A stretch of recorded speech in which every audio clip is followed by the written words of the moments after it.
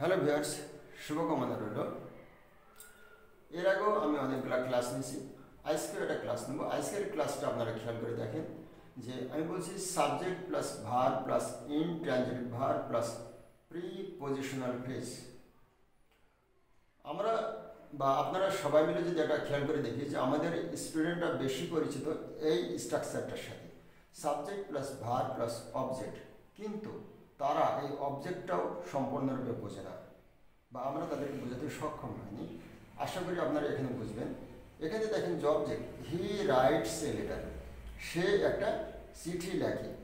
আমরা যদি সাবজেক্টের কাছে প্রশ্ন করি সাবজেক্ট কি করে, কি খায়, কি লেখে, কি পড়ে, কাকে দেয়, এরকম যদি সাবজেক্টের কাছে প্রশ্ন করে উত্তর পাই তাহলে আমরা সেটাকে বলবো অবজেক্ট।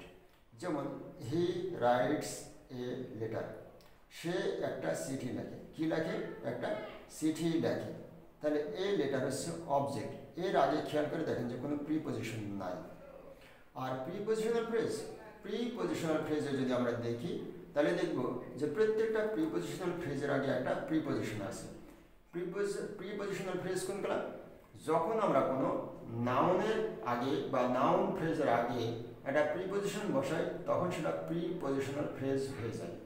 এখানে খেয়াল করে দেখেন নাইট একটা ওয়ার্ড বা নাউন, সুতরাং তার আগে আমি একটা প্রিপজিশন বসিয়েছি অ্যাট, এখন হয়ে গেছে অ্যাট নাইট, সুতরাং অ্যাট নাইট একটা প্রিপজিশনাল ফ্রেজ। নেক্সট আমরা যদি দেখি দি রুম একটা নাউন ফ্রেজ, তার আগে একটা ইন বসিয়েছি, সুতরাং এটা একটা নাউন প্রিপজিশনাল ফ্রেজে পরিণত হয়েছে। দি ফিল্ড এটাও একটা নাউন ফ্রেজ, তার আগে আমরা ইন বসিয়েছি, ইন বসানোর পরে সেটাও একটা প্রিপজিশনাল ফ্রেজে পরিণত হয়ে গেছে। তাহলে প্রিপজিশনাল ফ্রেজটা আমরা ক্লিয়ার হতে পেরেছি। এখন আমরা এটা খেয়াল করে দেখি যে ইনট্রানজিটিভ ভার্ব কোনগুলা। ইনট্রানজিটিভ ভার্ব সেগুলো যে সকল ভার্বগুলা অবজেক্টের সাহায্য ছাড়া নিজেই তার নিজের অর্থ সম্পূর্ণ প্রকাশ করতে পারে, আমরা সেটাকে বলবো ইনট্রানজিটিভ ভার্ব।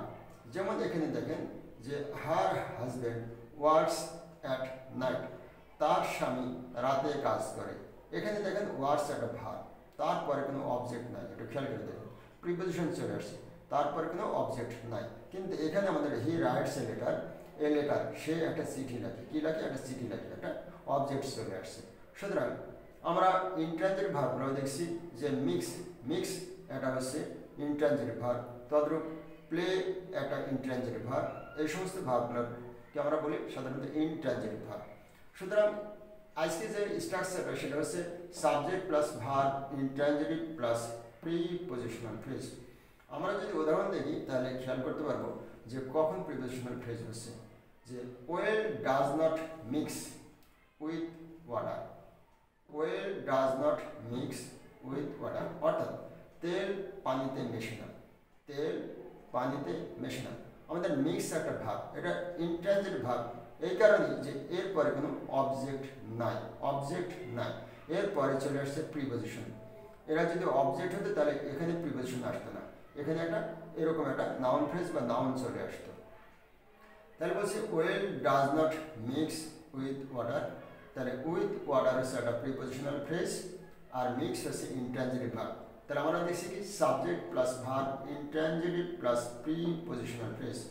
নেক্সট যদি আমরা দেখি Sinners suffer in the long run, এখানেও খেয়াল করে দেখেন সিনার্স সাবজেক্ট আছে, সাফার ভার্ব আছে, তারপরে কিন্তু অবজেক্ট আসেনি, এই জায়গাটাতে চলে আসছে কি ইন দ্য লং রান। সুতরাং এখানে একটা প্রিপজিশন চলে আসছে আর দি লং রান একটা নাউন ফ্রেজ। আমি বলেছি নাউন ফ্রেজের আগে যদি প্রিপজিশন বসে তাহলে সেটা প্রিপজিশনাল ফ্রেজ হয়ে যায়। আপনারা ভালো করে খেয়াল করে দেখবেন যে নাউন ফ্রেজের আগে যদি প্রিপজিশন বসে তাহলে সেটা প্রিপজিশনাল ফ্রেজ হয়ে যায়। সুতরাং Sinners suffer in the long run, subject intransitive verb prepositional phrase. খেয়াল করে দেখছেন যে অবজেক্টের সাথে পার্থক্য হচ্ছে।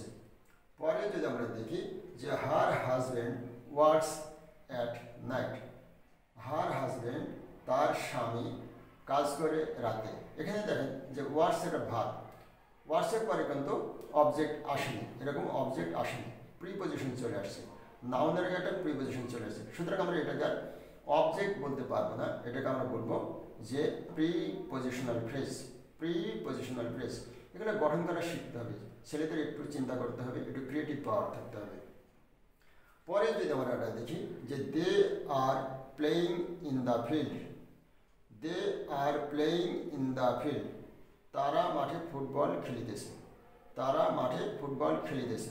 তাহলে এখানে হচ্ছে they subject are playing verb, এখানে প্লের পরে কিন্তু কোনো অবজেক্ট আসেনি। আমরা যদি এখানে বসাই তাহলে আমরা দেখছি যে they are playing in the field, অর্থাৎ তাহারা মাঠে ফুটবল খেলিতেছে। আপনারা একটা বিষয় খেয়াল করে দেখেন যে এটা আমি বলছি এখানে ইনট্রানজিটিভ ভার্ব, ইনট্রানজিটিভ ভার্ব। তাই ইনট্রানজিটিভ ভার্বটা আমরা এখানে প্লে ইনট্রানজিটিভ ভার্ব হিসেবে ব্যবহার করছি।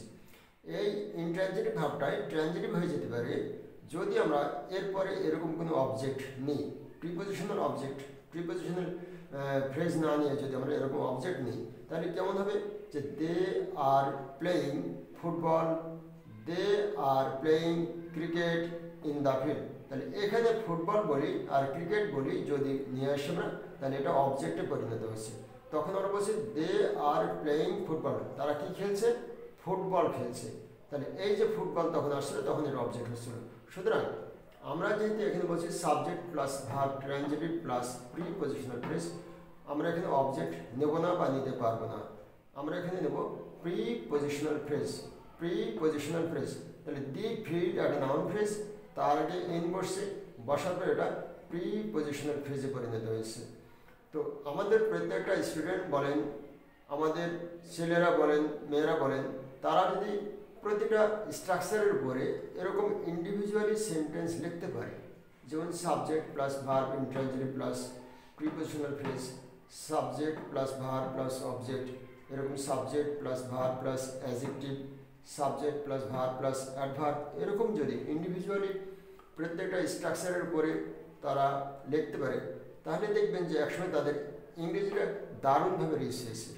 এবং সেই মুহূর্তে দেখবেন যে তারা কোনো কম্পোজিশন, কোনো প্যারাগ্রাফ, কোনো ইমেল, কোনো লেটার, কোনো অ্যাপ্লিকেশন, কোনোটাই তখন আর মুখস্থ করছে না। কারণ কি? তারা তাদের নিজেদের ক্রিয়েটিভ পাওয়ার দিয়ে এরকম ইন্ডিভিজুয়ালি অনেকগুলো সেন্টেন্স লিখতে পারবে, অনেকগুলো স্ট্রাকচারের উপরে।